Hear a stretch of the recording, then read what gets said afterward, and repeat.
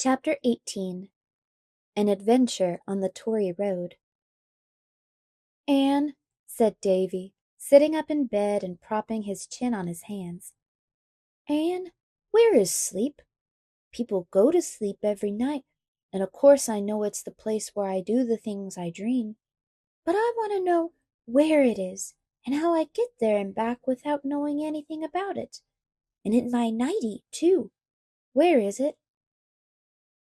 Anne was kneeling at the west gable window, watching the sunset sky that was like a great flower, with petals of crocus and a heart of fiery yellow. She turned her head at Davy's question and answered dreamily, "Over the mountains of the moon, down the valley of the shadow." Paul Irving would have known the meaning of this, or made a meaning out of it for himself, if he didn't. But practical Davy, who, as Anne often despairingly remarked, hadn't had a particle of imagination, was only puzzled and disgusted. "Anne, I believe you're just talking nonsense." "Of course I was, dear boy. Don't you know that it is only very foolish folk who talk sense all the time?" "Well, I think you might give a sensible answer when I ask a sensible question," said Davy in an injured tone.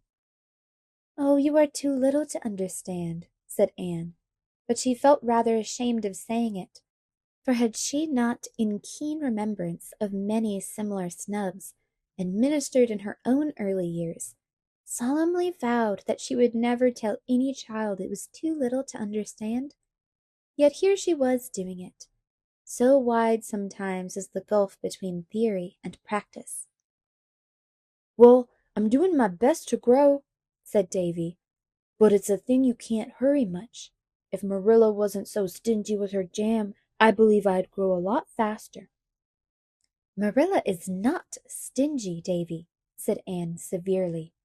"It is very ungrateful for you to say such a thing."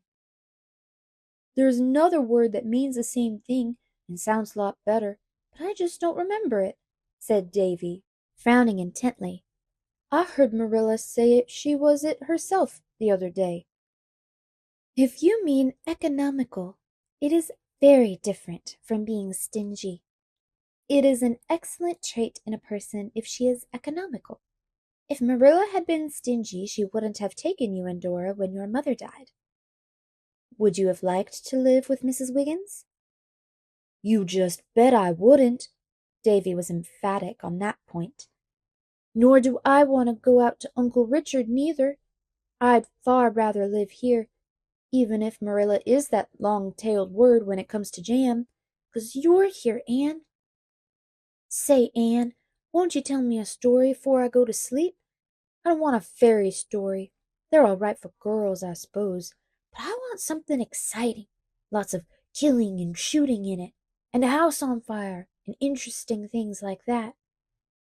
Fortunately for Anne, Marilla called out at this moment from her room, "Anne, Diana's signaling at great rate. You'd better see what she wants."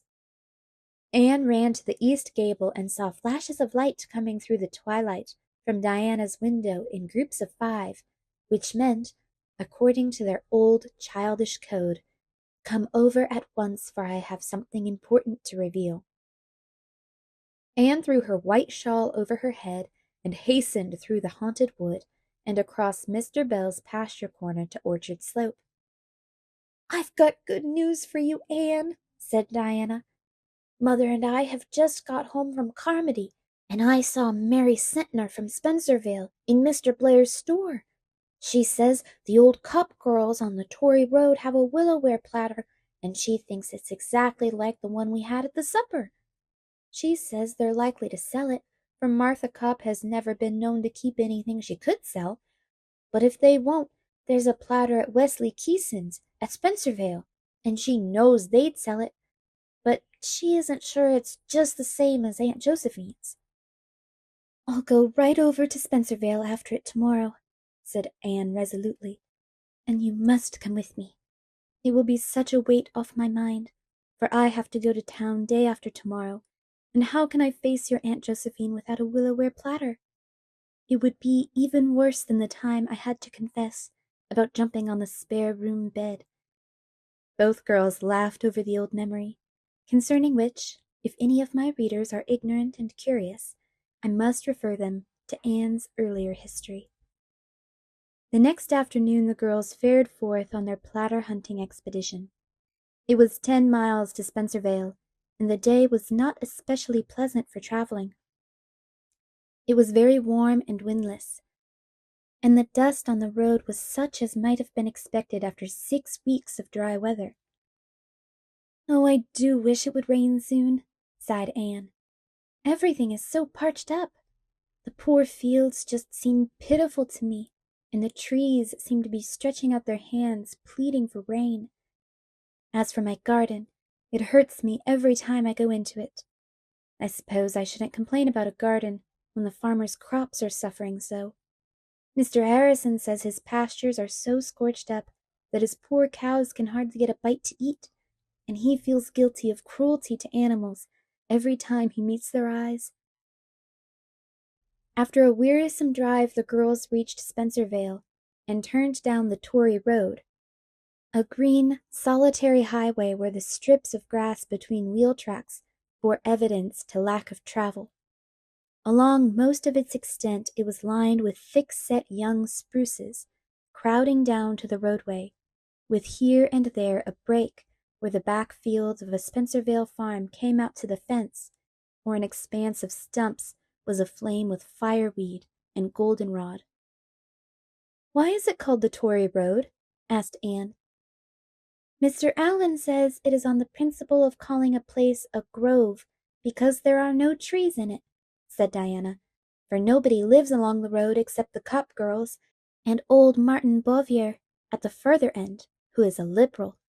The Tory government ran the road through when they were in power, just to show they were doing something." Diana's father was a Liberal, for which reason she and Anne never discussed politics. Green Gables folk had always been conservatives. Finally, the girls came to the old Copp homestead, a place of such exceeding external neatness that even Green Gables would have suffered by contrast. The house was a very old-fashioned one, situated on a slope, which fact had necessitated the building of a stone basement under one end. The house and outbuildings were all whitewashed to a condition of blinding perfection, and not a weed was visible in the prim kitchen garden surrounded by its white paling. "The shades are all down," said Diana ruefully. "I believe that nobody is home." This proved to be the case. The girls looked at each other in perplexity. "I don't know what to do," said Anne. "If I were sure the platter was the right kind, I would not mind waiting until they came home. But if it isn't, it may be too late to go to Wesley Keeson's afterwards." Diana looked at a certain little square window over the basement. "That is the pantry window, I feel sure," she said, "because this house is just like Uncle Charles's at Newbridge, and that is their pantry window. The shade isn't down, so if we climbed up on the roof of that little house, we could look into the pantry and might be able to see the platter. Do you think it would do any harm?" "No, I don't think so," decided Anne, after due reflection, "since our motive is not idle curiosity." This important point of ethics being settled, Anne prepared to mount the aforesaid little house, a construction of laths with a peaked roof, which had in past times served as a habitation for ducks. The Copp girls had given up keeping ducks, because they were such untidy birds, and the house had not been in use for some years, save as an abode of correction for setting hens. Although scrupulously whitewashed, it had become somewhat shaky, and Anne felt rather dubious as she scrambled up from the vantage point of a keg placed on a box. "I'm afraid it won't bear my weight," she said as she gingerly stepped onto the roof. "Lean onto the window-sill," advised Diana, and Anne accordingly leaned. Much to her delight, she saw, as she peered through the pane, a willow-ware platter, exactly such as she was in quest of, on the shelf in front of the window. So much she saw before the catastrophe came. In her joy, Anne forgot the precarious nature of her footing, incautiously ceased to lean on the window-sill, gave an impulsive little hop of pleasure, and the next moment she had crashed through the roof, up to her armpits, and there she hung, quite unable to extricate herself. Diana dashed into the duck-house, and seizing her unfortunate friend by the waist, tried to draw her down.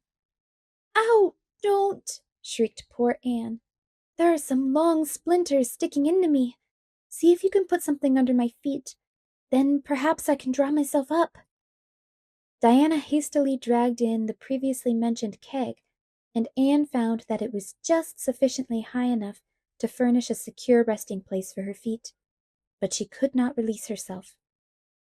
"Could I pull you if I crawled up?" suggested Diana. Anne shook her head hopelessly. "No, the splinters hurt too badly. If you can find an axe, you might chop me out, though." "Oh, dear. I really do begin to believe that I was born under an ill-omened star." Diana searched faithfully, but no axe was to be found. "I'll have to go for help," she said, returning to the prisoner. "No, indeed you won't," said Anne vehemently. "If you do, the story of this will get out everywhere, and I shall be ashamed to show my face. No, we must just wait until the Copp girls come home and bind them to secrecy. They'll know where the axe is and get me out. I'm not uncomfortable as long as I keep perfectly still. Not uncomfortable in body, I mean.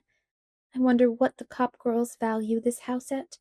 I shall have to pay for the damage I've done, but I wouldn't mind that if I were only sure they would understand my motive in peeping into their pantry window. My sole comfort is that the platter is just the kind I want, and if Miss Copp will only sell it to me, I shall be resigned to what has happened." "What if the Copp girls don't come home until after night, or till tomorrow?" suggested Diana. "If they're not back by sunset, you'll have to go for other assistance, I suppose," said Anne reluctantly. "But you mustn't go until you really have to. Oh dear, this is a dreadful predicament.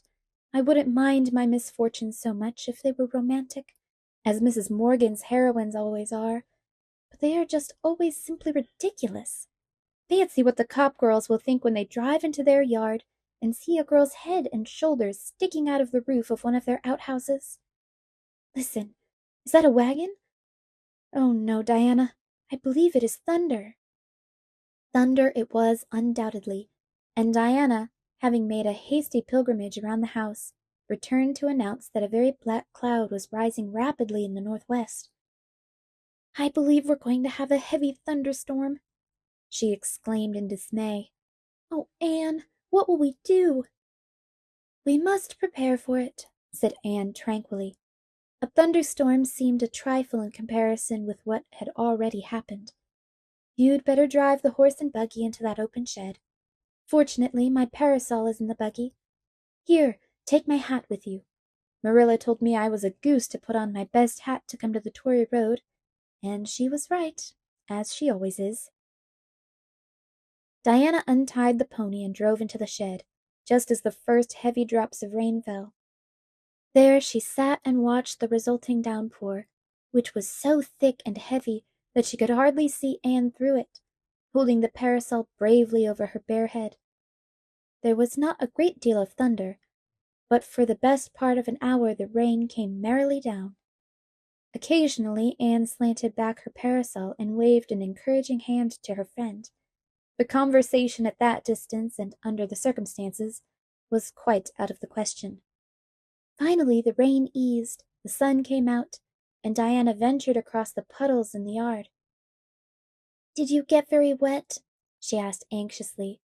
"Oh, no," returned Anne cheerfully. "My head and shoulders are quite dry, and my skirt is only a little damp, where the rain beat through the laths. Don't pity me, Diana, for I haven't minded at all. I kept thinking how much good the rain will do, and how glad my garden must be for it, and imagining what the flowers and buds would think when the drops began to fall. I imagined out a most interesting dialogue between the asters and the sweet peas, and the wild canaries in the lilac bush, and the guardian spirit of the garden. When I go home, I mean to write it down. I wish I had a pencil and paper to do it now, because I dare say I'll forget the best parts before I reach home." Diana the faithful had a pencil, and discovered a sheet of wrapping paper in the box of the buggy. Anne folded up her dripping parasol, put on her hat, spread the wrapping paper on a shingle Diana handed up, and wrote out her garden idyll under conditions that could hardly be considered favorable to literature. Nevertheless, the result was quite pretty, and Diana was enraptured when Anne read it to her. "Oh, Anne, it's sweet, just sweet. Do send it to the Canadian woman." Anne shook her head. "Oh, no, it wouldn't be suitable at all. There is no plot in it, you see. It's just a string of fancies. I like writing such things, but of course nothing of the sort would ever do for publication, for editors insist on plots, so Priscilla says. Oh, there's Miss Sarah Copp now. Please, Diana, go and explain." Miss Sarah Copp was a small person, garbed in shabby black, with a hat chosen less for vain adornment than for qualities that would wear well. She looked as amazed as might be expected on seeing the curious tableau in her yard, but when she heard Diana's explanation, she was all sympathy. She hurriedly unlocked the back door, produced the axe, and with a few skillful blows set Anne free. The latter, somewhat tired and stiff, ducked down into the interior of her prison and thankfully emerged into liberty once more. "Miss Copp," she said earnestly, "I assure you, I looked into your pantry window only to discover if you had a willow-ware platter. I didn't see anything else. I didn't look for anything else." "Bless you, that's all right," said Miss Sarah amiably. "You needn't worry. There's no harm done. Thank goodness we Copps keep our pantries presentable at all times, and don't care who sees into them. As for that old duck house, I'm glad it's smashed, for maybe now Martha will agree to having it taken down. She never would before, for fear it might come in handy sometime, and I've had to whitewash it every spring. But you might as well argue with a post as with Martha. She went to town today. I drove her to the station. And you want to buy my platter. Well, what will you give for it?" $20, said Anne, who was never meant to match business wits with a Copp, or she would not have offered her price at the start. "Well, I'll see," said Miss Sarah cautiously. "That platter is mine, fortunately, or I'd never dare to sell it when Martha wasn't here. As it is, I dare say she'll raise a fuss. Martha's the boss of this establishment, I can tell you. I'm getting awful tired of living under another woman's thumb. But come in, come in. You must be real tired and hungry. I'll do the best I can for you in the way of tea, but I warn you not to expect anything but bread and butter and some cowcumbers. Martha locked up all the cake and cheese and preserves before she went. She always does, because she says I'm too extravagant with them if company comes." The girls were hungry enough to do justice to any fare, and they enjoyed Miss Sarah's excellent bread and butter and cowcumbers thoroughly. When the meal was over, Miss Sarah said, "I don't know as I mind selling the platter, but it's worth $25. It's a very old platter." Diana gave Anne's foot a gentle kick under the table, meaning, "Don't agree. She'll let it go for 20 if you hold out." But Anne was not minded to take any chances in regard to that precious platter. She promptly agreed to give 25, and Miss Sarah looked as if she felt sorry she hadn't asked for 30. "Well, I guess you may have it. I want all the money I can scare up just now. The fact is," Miss Sarah threw up her head importantly, with a proud flush on her thin cheeks, "I'm going to be married to Luther Wallace. He wanted me 20 years ago. I liked him real well, but he was poor then and father picked him off.